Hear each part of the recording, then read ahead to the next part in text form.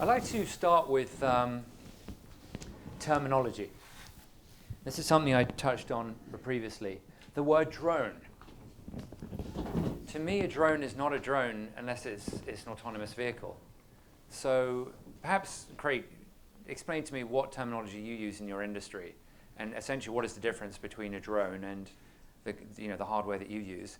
And perhaps you can start with just giving a quick overview also about your company and the kind of equipment that you're using. That would be helpful too. Lots of questions. Okay, So good morning. My name is Craig Roberts. I'm the CEO of Cyberhawk Innovations. And we like to think of ourselves as the world leaders in the use of drones for commercial and industrial applications. So have any of you heard of drones being used in industrial applications? Some of you are used to? Yeah. I'm going to pick up a bit more about Simon's question in a second. So the notion of drones and autonomy is a bit science fiction for me right now. So we're actually out there doing this in the real world. And one of the key things in the success of my company is the pilot training. So the drones are, I would say, nowhere near autonomous at this point in time. So let me paint a picture. I hope I've got a different set of views in the panel here, but in terms of what we do, so let's take a few examples. In the field of oil and gas, we inspect offshore installations. So we have seen flare stacks, so these are the tall things sticking out of an oil platform with flames belching out of the top. So we would inspect those with drones, huge health and safety benefits. You don't have to send a guy up to that difficult and dangerous environment. You keep the asset producing, and so there's a huge benefit for the client there. Now, the notion of putting an autonomous drone into that hazardous environment is ridiculous, frankly. Some of my competitors have a different view, but we're the company that's been doing this since 2009. We have 9,000 commercial flights to date. We've flown more often than anybody else, in more places than anybody else, in more industries. We have 25 world firsts to our name. So with that pedigree, I would say at this point in time, drone autonomy for industrial inspection is not happening. It's progressive. However, at the other end of the spectrum, we have things like, let's say agriculture, for example. So if I can draw a matrix here with pilot skill across the bottom, think about low pilot skill there, high pilot skill there. Think about safe systems of work, so easy to work, hard to work. In agriculture, you've got low or no pilot skill and very easy to work there. It's a field, yeah, often. So in oil and gas, it's high pilot skill and it's high demands in terms of regulation. So that is where companies like mine play. So autonomy exists in that bottom left box, but up here in the top right, it's too dangerous to do that at this point in time. Okay, we'll come back to autonomy because I know that Amazon and the FAA are undertaking trials in the States right now, and I have no idea what's happening in the UK with the CAA, but we'll come to that in a moment. What I'd like to do... I can certainly mention that. This is a question for Andrew, and same again, just start off, just give us an overview of what your company does and the kind of hardware that you use, and so on, and then I'll ask you a question about the proliferation of drones and sure. Sort of stuff. My name's Andrew Griffiths. I run a company called Droneflight. We supply equipment and we do operations for not as exciting inspection work as my colleague on the left here, but less exciting inspection work, and we do a little bit of corporate film level stuff. Our more interesting work really revolves around integrating telecommunication systems and drones. Interestingly enough, it relates to the previous question, really.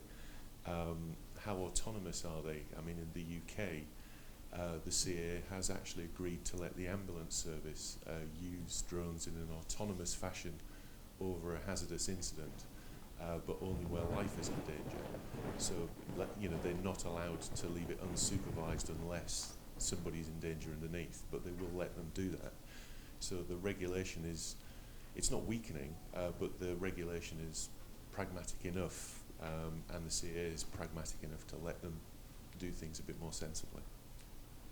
Okay, so there's no question that there's a proliferation right now because the cost of some pretty sophisticated drones, the DJI Inspire 2, for example, is a serious bit of kit that you can purchase for what, a couple of grand maybe?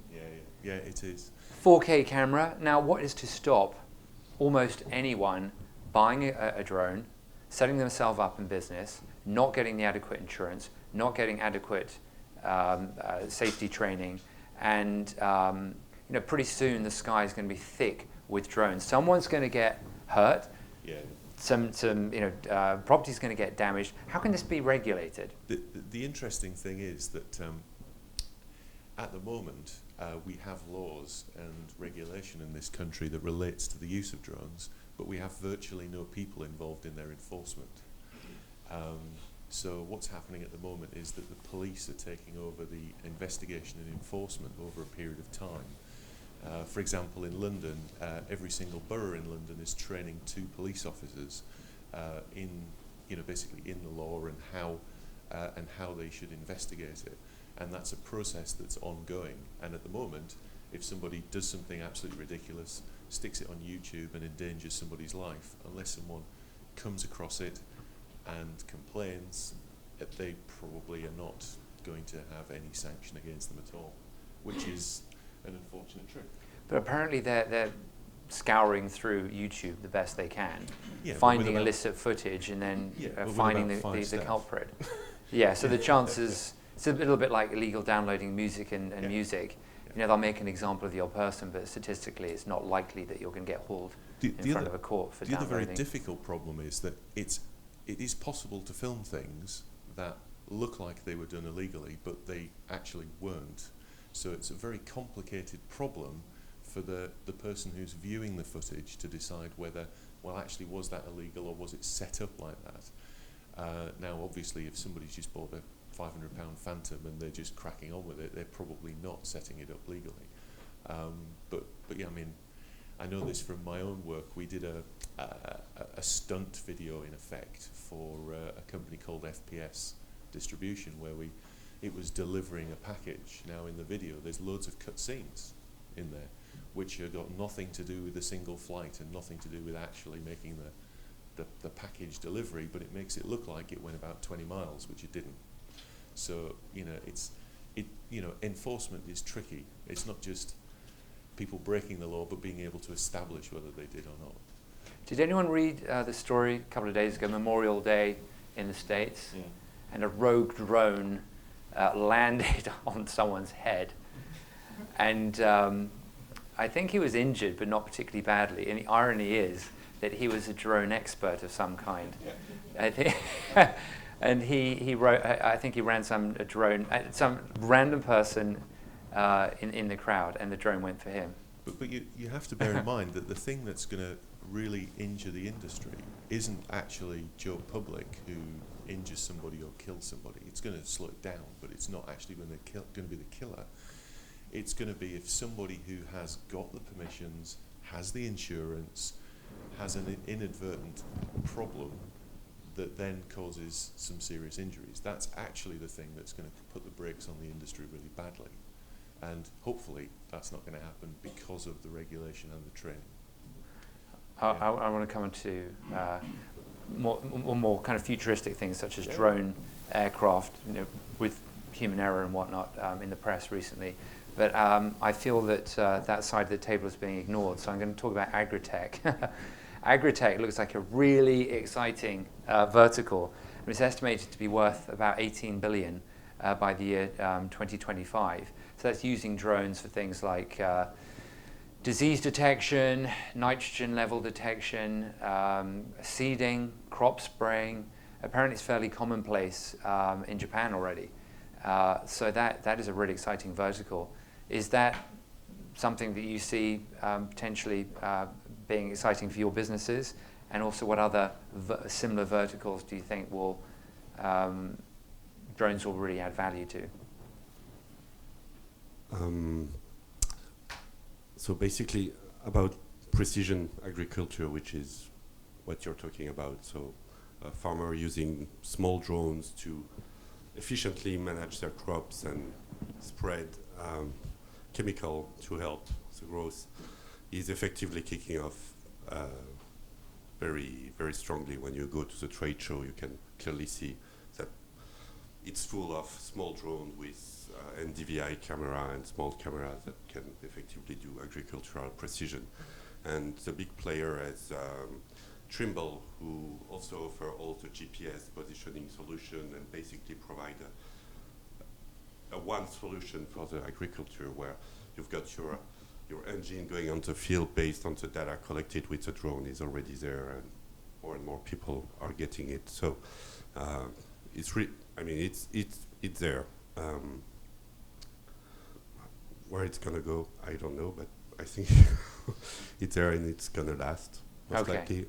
I heard somewhere that the increase in production using this technology is about 20% per hectare. So it's But a Antoine, real just to sort of jump in, just tell me very briefly, you're involved with Carbomap, yes. is that correct? So, And yeah. what do you guys specifically do? So And you work with Iain, yes. you're a colleague, okay. Yes. So I'm the CTO of Carbomap, and Carbomap is a company that does forest mapping rather than precision agriculture. So we are looking at forest and mostly carbon content of forest and how we can help global warming by monitoring forests. We are basically applying our technology, which is LiDAR technology, and we try to use drones. Basically, it's still a new technology. Putting a LiDAR on a drone, you don't have a lot of systems that goes on it, and we are also looking at drones that it's not what the general public or even the farmer are using. We are looking for the very big drones, 4 to 3 meters wingspans, very long endurance flights that cover a lot of ground, to carry effectively a LiDAR, which is heavy, but also because we need to cover a lot of ground, and therefore all the multi-rotors and the small drones that you usually see in the news are not really fitted to that purpose. And therefore then we hitting like a legal wall.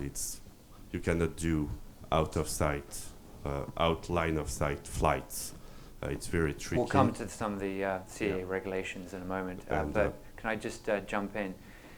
Iain, can you talk more about the kind of social impacts, potential of drone technology? You know, things like anti-poaching, prevention of deforestation, potentially, I guess, using drones in low to middle income countries to deliver medication to those who are hard to gain access to, high altitude, for example, or remote villages. Where do you see the social impact of drone technology lying? Okay, so I'll introduce myself first and explain why I'm in the programme as Carbomap and the University of Edinburgh, and we've now got somebody else from Carbomap, which looks a little bit unfair. So what I'm doing is speaking. So Antoine came in. I called him half an hour ago to say we've got somebody missing on the panel. Can you come and fill in? So he's going to do Carbomap. I'm still full-time in the university, so I will now represent the University of Edinburgh, who are also developing the instruments to go on drones, because we have the field spectroscopy facility is interested in near-range measurements. So we go beyond just the simple imaging cameras or video cameras, but looking at multispectral and LiDAR and even working with Celex on it's still very large, but aiming for a radar and a UAV. So that's, and we have a small aircraft in the School of Geosciences in Edinburgh as well. So we have a sort of an overlap with manned aircraft. But in terms of the social, so one of the things that I'm certainly very passionate about with drones is that up until now, to get high quality, detailed information about the environment, especially, but that can be the urban environment as well as the natural environment. Typically, airborne coverage is very expensive. Spaceborne coverage is patchy. Much of the developing world, and certainly where we work looking at deforestation, it's very cloudy. So the opportunity of drones and UAVs is a low-cost solution that is not just about the low-cost aspect about it. It's about the accessibility. It's about control. It's about the power of collecting that information and knowledge about the environment is then in the local hands. It's much easier for a local government organisation, for local communities, for local enforcement agencies. So I was talking to somebody yesterday at the Geobusiness show in London who was talking about the effectively the police forces in the Amazon using small drones to help support them find the illegal loggers, because especially when you get into very high, 40-meter high dense forest, being able to get above that canopy is really important. But just having a little imaging camera is enough for them to see what's going on and help them sort of enforce that environmental regulation. But certainly, distribution of things, that's not something we're necessarily expert in. I guess the thing is that we see is what is up until now been very valuable information, but very costly and difficult to get hold of, is increasingly going to be accessible to most places in the developing world, and give a bit more control and power back to the at the local level, rather than it being with the powerful and the wealthy. Well, speaking of powerful and wealthy, I actually wanted to talk about business models. You know, where is the money to be made from this sector? You know, we've covered social impact, and I think it has a very important role to play. But I don't know if you saw there was an announcement, I think it was a couple of days ago, and coincidentally it was an announcement made on the exact same day. DJI, the drone OEM, perhaps the market leader, and a VC fund called Excel have set aside a pretty substantial amount of money to invest in early stage drone technologies. And Airware are another player who are doing exactly the same. Now, if you look at a drone, there is an entire ecosystem waiting to be developed. Not just hardware. You know, there are companies that are making better, lighter, faster sensors. The actual hardware of the drone obviously needs to be lighter, improve battery life, and so on and so forth. So huge innovation potential there. Services around drones. They're all, you know, the kind of the Uber model for drones, where you just press an app and have something delivered via drone. That's going to happen at some stage. So that needs an operating system. Essentially, it's like a mobile phone, but it's not. It's a drone, and it needs apps running on that drone. Are we now looking at a Google versus Apple battle? But this time, it's not Google and Apple trying to build the ecosystem and compete for a standard ecosystem, but perhaps it's DJI and Airware. What are your comments about that? Well, the drone delivery thing is quite interesting, because everybody talks about the drone. Yeah. Nobody thinks about the actual software system that's required to orchestrate the delivery of drones and the delivery of a number of drones with, say, one pilot who's got 50 drones doing the delivery. Nobody talks about that, yeah? And in actual fact, the innovation around the equipment isn't actually the deal. The deal is going to be the innovation around the thing that integrates the behavior and information. And that's just a terribly simple example of it. The person who makes that is going to be the person who makes the money out of the delivery drone, not the delivery drone manufacturer. I think we've got a slightly different perspective. So given the question I was asked, I answered it in a very sort of aviation-centric pilot kind of way, yeah? Cyberhawk Innovations, we're about collecting drone data and then converting that into powerful management information in the cloud. We are a cloud-based asset management solution provider. So that, to me, is the real value. So I'll give you my segments and in terms of money to be made. And you know, our main competitor's just got some funding from that particular fund. So 6 million, I believe. Happy days for me today. But anyway, I'm not going to mention who they are either. Yes, I was being polite there. So let me give you some verticals, and I think I'm going to do a small presentation slot about the cloud-based software, about the integration of drone sensor data and you know, the conversion of that into powerful management information. So I'll be relatively brief. But let's take some verticals. So in utilities, so 2 years ago I built my first SaaS platform for SSE, the second largest utility in the UK. This is an absolute transformation in their data for the inspection of electricity pylons. We've since converted that inspection intuitive database, if you like, in the cloud into maintenance instructions or work orders on tablets. So you see the drone becomes, and forgive the cliche, becomes a Trojan horse. You get in there with the drone, it's sexy, it takes away the health and safety risk, and then you get the customer to believe in your solution, and then you have their data. And in our case, we've built, upon this inspection platform, a maintenance platform as well, which again is tablet-based. The guys query the database, they get the work orders on the tablets, they go to the field, they repair or replace the component, they take a shot at that with the tablet, They approve that, and then it goes back and updates all the visual records and the categorization of the inspection information that came from the drone initially. Hopefully you all followed that. I'll be asking questions later. So that's in utilities.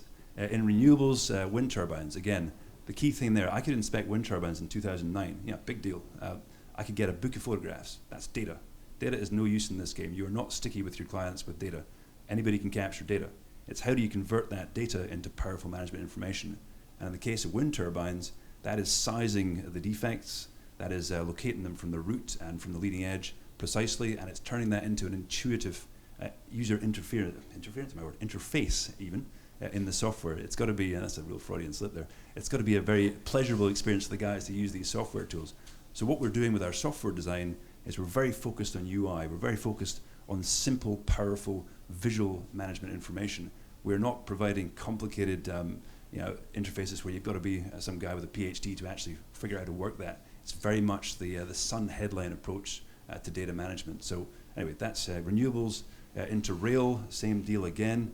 In rail, we have another compelling mechanism there because to actually inspect in rail, you've got to stop the line. You've got to have guys physically walking up and down the line with cameras. So with a drone, you can keep the trains running, and it's safe, and it's more precise, and then it's categorized, and it's put onto the cloud, and then it's better collaboration, and so on and so forth. And then, of course, there's oil and gas. And oil and gas maybe has the most interesting use case, but the least interesting software case for me personally. Let me explain that, and then I'll pass the mic over. So in terms, let's talk about flare stacks. We did the first inspection in Nigeria ever last year, and we inspected 4 flare stacks. It took 4 days. Now, Shell tell me, their words, that saved them $11 million. That being the opportunity cost of the production they would have lost had they shut down that asset and claimed it in the normal manner. So that's huge, and that is very beneficial. But that's about pilot skill, as I mentioned before. The thing about oil companies is they've all got their IT solutions. They've all got their digital oil platforms. They're not that interested in getting a kick-ass solution from a company like Cyberhawk because they have something already. But in those other segments I outlined, it's the Wild West. Let me choose my words carefully. The systems are not mature, so an agile, innovative company like mine can get in there and really give some genuine benefit to their working lives. In oil and gas, a little bit different. So that's my view on where the money is to be made. I do take the points about the actual the hardware inside the drone and the software controlling that, but to me it's actually about the information. It's always about the client's end receipt.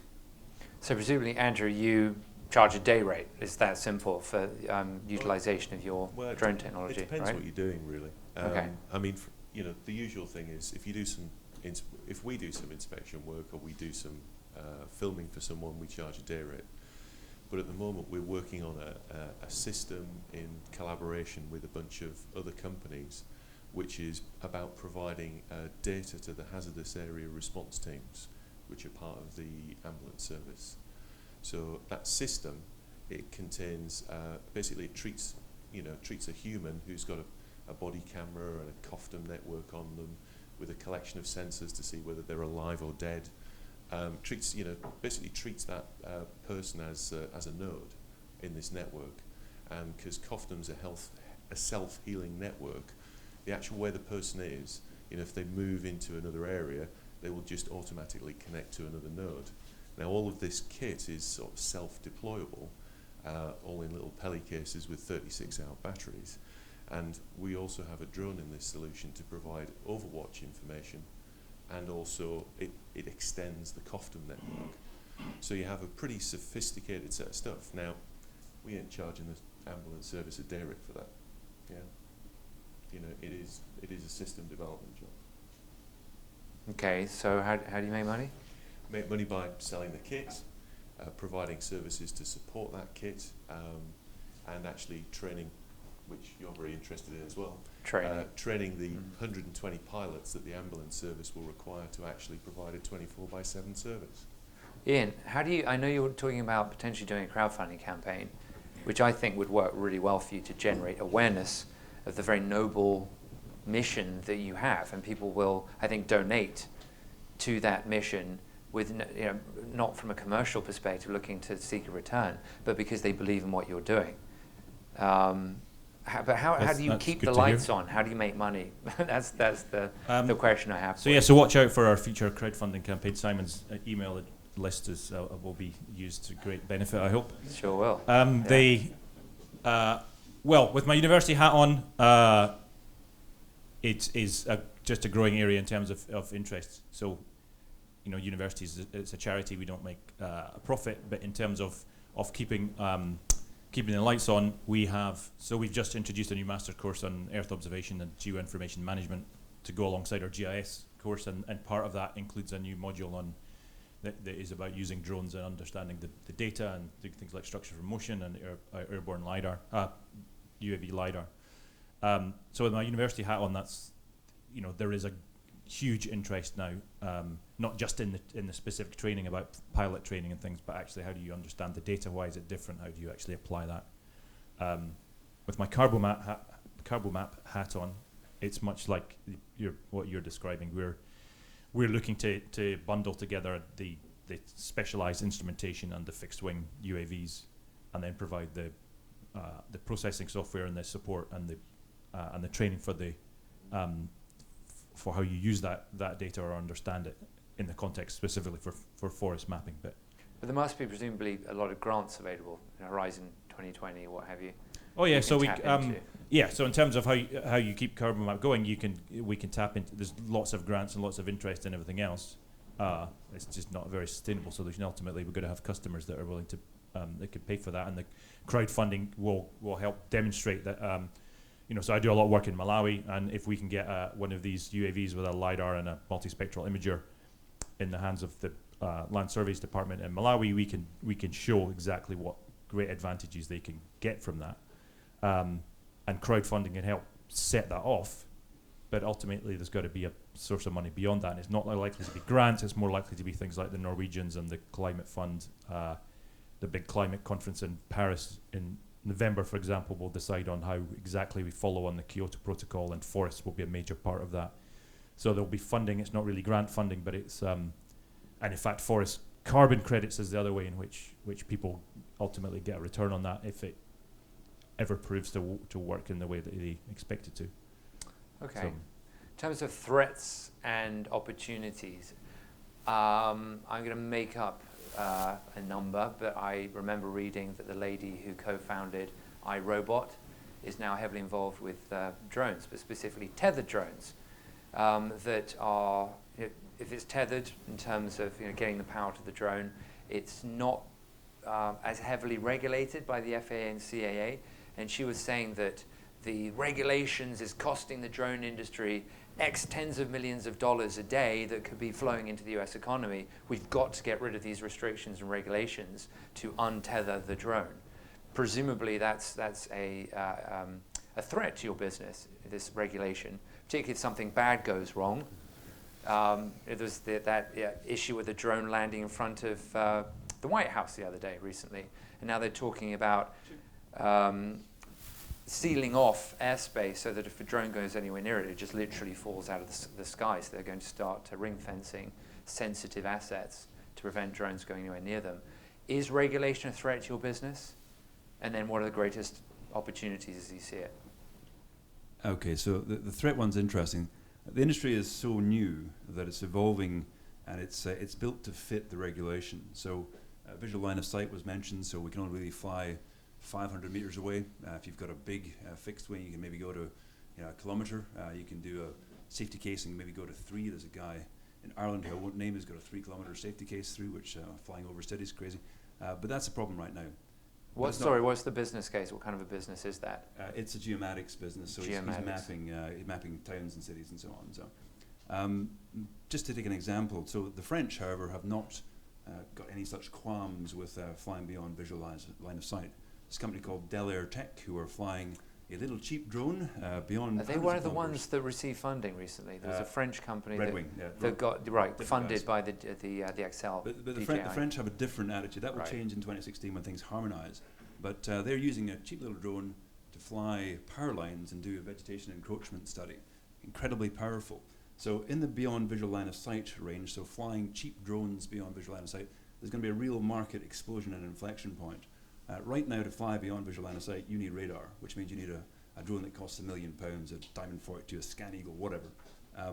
When the cost comes down and we have see and avoid or sense and avoid at a £30,000 price point, then suddenly these little drones can fly beyond visual line of sight, get all this powerful information, but the whole commercial model changes. So regulation right now, it is a bit of a barrier in terms of beyond visual line of sight, but the industry is kind of shaping itself to fit. So that will be interesting. LiDAR is also getting smaller. We expect to get a LiDAR on a drone that's, again, in that sort of £30,000 range. How much are your drones now? They're at that sort of range, yeah. I mean, how much are they? How much do they cost? That sort of ballpark. Think about about 30K. 30K is the sort of ballpark. You can pay 100K for the same. Do you see the price point increasing as it becomes more professionalized, if that's a word, where you'll see the kind of the military grade drones, particularly ones for long range surveillance of civil assets, for example? If you want to send an autonomous drone out miles out to the North Atlantic or a hostile, are we talking about a shift towards military-grade, multi-million-dollar drones, or is everything going to go low-cost, disposable? Yeah, a bit of both. I mean, it's tools for the trade. So you mentioned DJI. Yeah, so they will have a very, very competitively priced, high-spec drone for all the applications that I might use in my inspection side of my business. In the geomatics side of my business, they're not really playing there as much as they might because they haven't really got a fixed-wing platform that's capable, but they will. And obviously, what will happen? I mean, DJI is a great example. You can use their Phantom and a little app from Pix4D on your phone, and you can do geomatics with that 1000 platform, and you can get effective photogrammetry, three-dimensional terrain modeling, and it's great. It's really cool. It's good to use, and that will be good enough for a lot of people. So in agriculture, in geomatics generally, the drones will become cheaper and more autonomous. For the bigger applications, flying oil and gas pipelines, it's legislation that's the problem. So. There's one other thing, again, I've gone on a bit here, but you did ask a long question. The other thing is congested area operating. So right now we can't fly in towns and cities, it's a congested area. So right now a really live situation is there's a lot of applications happening for congested area operating safety cases. So the CAA are considering these, they're about to come back with guidelines, and we expect that it's going to be much more permissive. We're going to fly within 10 meters of buildings and people out of our control, whereas right now you just can't do that. Imagine police enforcement. I mean, these things are going to be hovering above us over the street, with all these drunken people. CCTV cameras from the sky. Andrew, I know you're itching to speak. Yeah. Go for it. There are a couple of things. I mean, one is the consumer electronics, the law of consumer electronics getting cheaper is eventually not going to apply. Basically because as regulation increases, as lawmakers become more aware of what they really need to regulate and what they don't need to regulate, the price of the platforms will go up. In reality, we've already seen this with cars in the European Union. A car in the EU is at least £3,500 more expensive than anywhere else in the world because it has to have a set of safety systems on that it doesn't have to have in other parts of the world. So we will see this. The price it won't just keep going down. There will be a go up. One of the other things that I was just reminded of when you're talking about drunken people. Drunken people and drones. Yeah. Don't necessarily mix. I had a really cool time with the Met Police at their riot training centre. They have a huge riot training centre at Gravesend. It's like the centre of a town, and it's lovely if you've got a drone, and you flying. Didn't you try to shoot one out of the sky? What's that? Didn't you try to shoot a drone out of the sky and you found it quite hard? It's actually harder than you think. Right. Yeah. Yeah, everyone says, "I'll just shoot it." Actually, it's quite hard. Yeah, directed energy weapons are the way to knock them out. Okay. Microwaves, Where do I get one of them?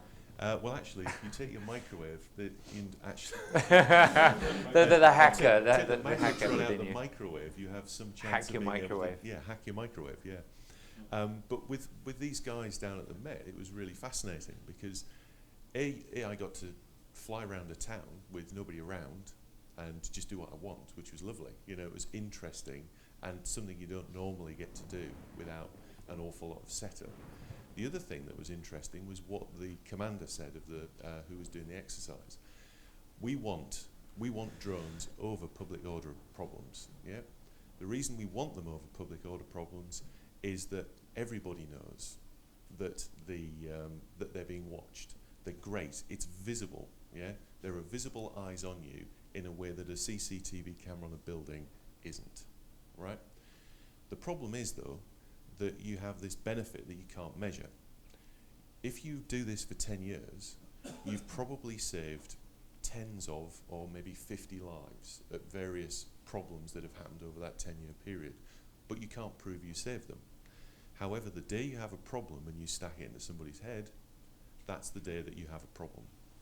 And that's their quandary. You know, it's like, it's clearly going to be of benefit. It's going to make the public behave better, the police behave better, everybody's going to behave better. But the risk, when it actually goes wrong, can't be countermanded by a clear benefit. Challenge, yeah, interesting. Shall we open it up to questions? We've got, so look, yeah, about just under 15 minutes. Raise your hand or just start yelling. Iain. Just one basic one, because I'm not in this industry. What's LiDAR? LiDAR stands for light detection and ranging, so it's like a sonar, but it uses laser pulses. So it gives you a 3D image of whatever you're looking at. Actually, there was a new technology announced where the drone doesn't need to use GPS. It uses visual recognition. It's like... It was a guy seconded from a Mexican university in the UK, I think. Now that sounds interesting to me, because there are certain sort of black spots where you can't get a GPS signal. What happens, I suppose, the drone just hovers in space until it finds a signal, or does it drop out of the sky? No, they don't drop out. No, they just get confused. They get confused. Yeah, there's a number of, sorry, pardon me. So yeah, Tim is in the audience here somewhere. So OpenVX is a platform that is just being developed to give drones the ability to actually recognize where they are.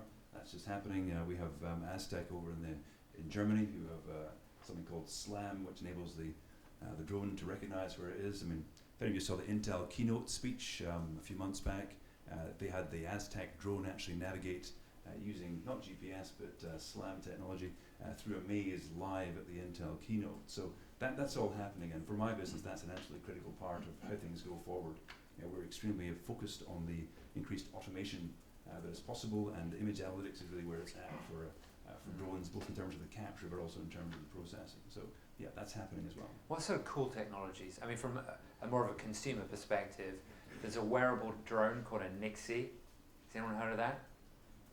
It was demoed at CES. You just literally attach it to your wrist, and you just press a button, and it flies out maybe a meter in front of you, and it takes a selfie. No video at this point. I think those are dronies, actually. Droney, exactly, and then it just shoots back onto your wrist, and you just clip it back.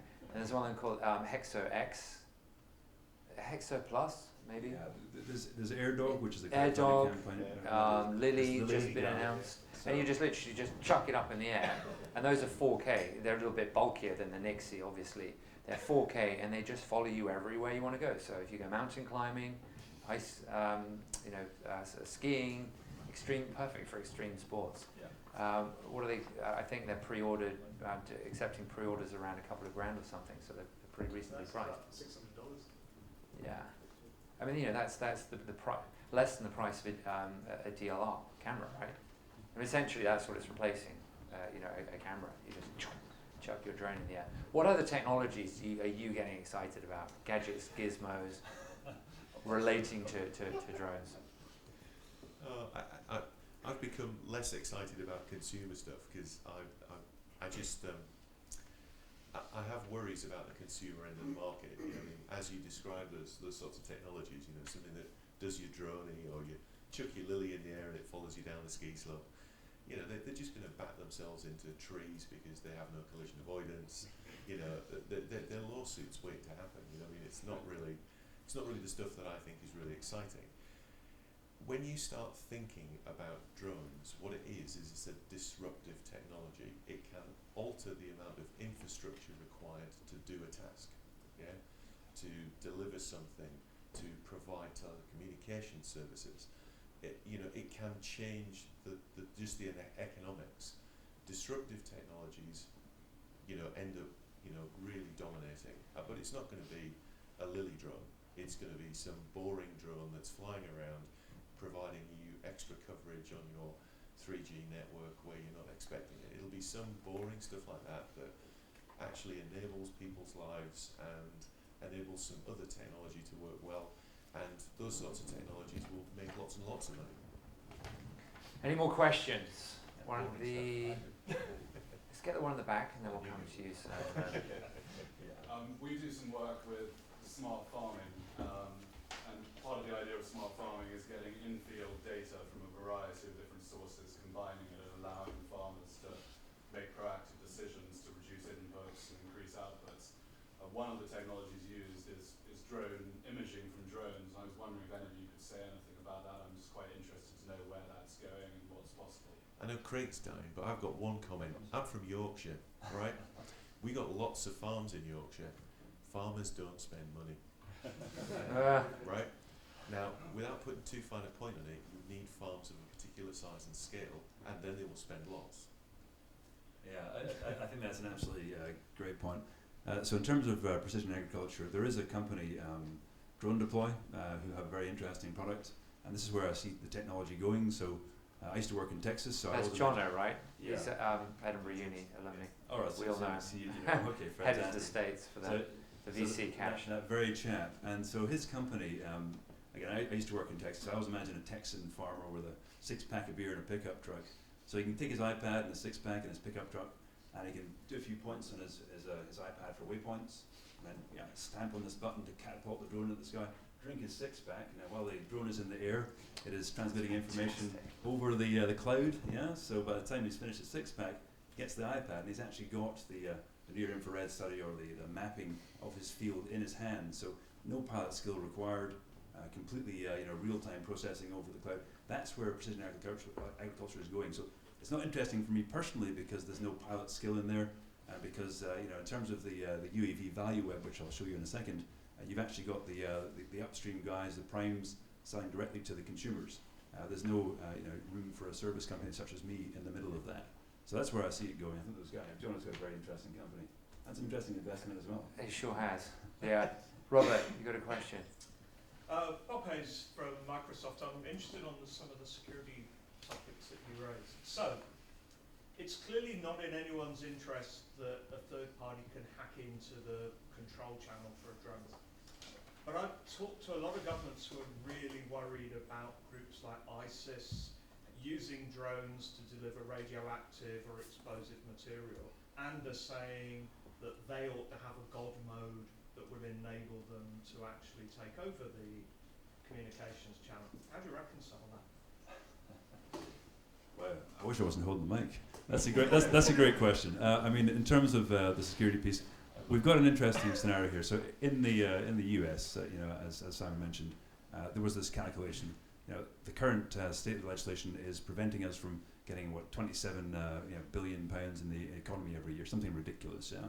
So the US have changed from their very, very strict, okay, we're really worried after 9/11, nothing is going to happen. You need to have a commercial pilot's license. You're going to have to go through weeks of training. It's going to be a real challenge to get your certification. They've flipped and they've gone, economic benefits, growth, whatever in the economy. We're going to be just like the UK, and it's now going to be very permissive, a 1-day airmanship course, a 1-hour flight test. It's going to be a piece of cake to get your certification, even if you're from ISIS, right? So that's the big concern. Things have flipped around, and I'm kind of surprised because you make a very valid point. There's a lot of preventative mechanisms in the drones to prevent them being hacked, but that's the thing about hacking. Somebody's going to figure it out. So yeah, it's a genuine risk. There isn't a solution. The economic benefits are being seen to overrule or override the other challenges. Can I just say something? My father used to be the head of special branch in Durham, and he looks at drones and people and these sorts of stories, and it's like, the trouble is, you can't put enough Semtex on it to make it spectacular enough to be that interesting for a terrorist organisation. There are easier ways to do. And there are easier ways. And in actual fact, the thing that is really, really terrifying is a driverless truck. Mm-hmm. Yeah? Tons and tons of fertiliser in a driverless truck is a much bigger threat in reality than a small drone that is, that can actually only lift a couple of kilos. And you could, avoid risking drive error with a martyr. I mean, at the end of the day, you've got to think about this. They have their own objectives too, and their objectives are spectacular and press grabbing. Yeah.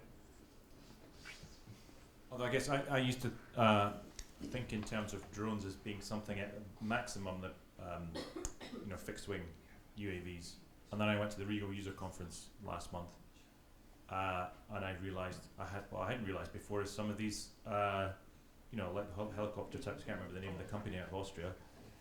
So I suspect you could carry much more than just a few kilograms now. Harder to buy them. But there's certainly. You can buy a van for, you can So I absolutely agree that the van is more of a worry. But I was going to bounce the question back to, because Microsoft, you're the experts in these kind of things. What's your solution? I think it's really difficult because it parallels actually the situation that companies like us are in when it comes to giving information over the internet. So, governments want encryption to be strong because it helps the economy, it helps privacy, but they want encryption to be weak so that security agencies and law enforcement can access. Yeah. And it's exactly the same issue. And it's the law of unintended consequences around regulation, that if you regulate in a particular way, the unintended consequence usually is the other. We have no answer on the encryption one. I'm fascinated to see what the government's proposal is this week about how they're going to reconcile that.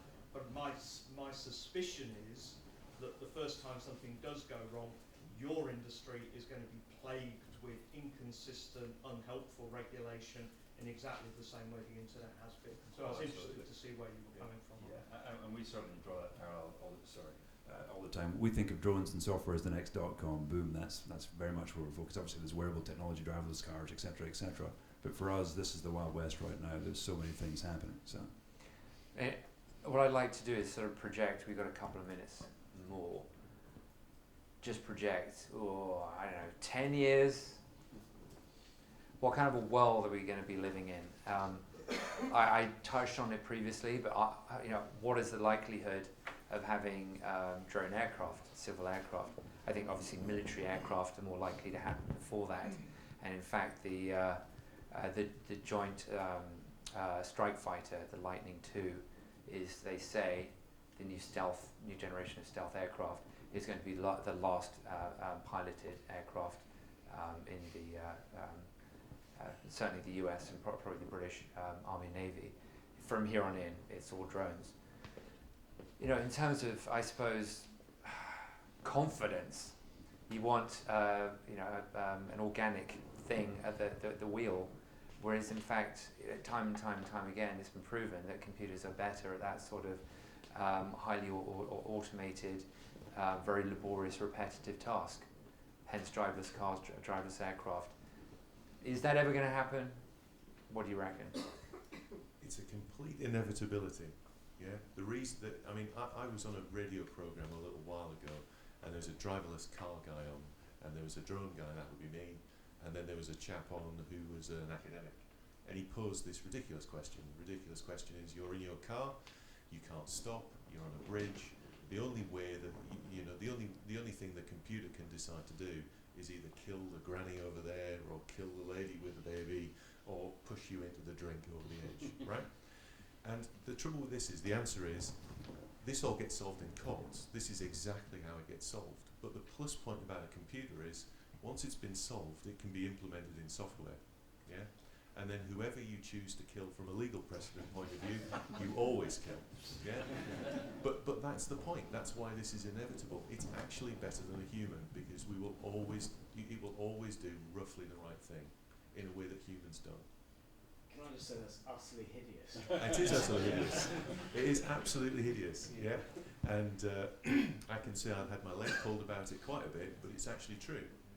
It doesn't stop the guy who gets to take an action against you. No, of course it doesn't. but the truth of the matter is, we will have established a legal precedent, and that legal precedent will be wrapped up in the software. And actually, that's a better situation than trying to wrap the legal precedent up in the human's head, because the human's head will not do what you want them to do all the time, even if it's unpleasant. Okay, I think we're going to have to finish it there. Thanks to Iain, Antoine, Andrew, Craig. Thank you very much.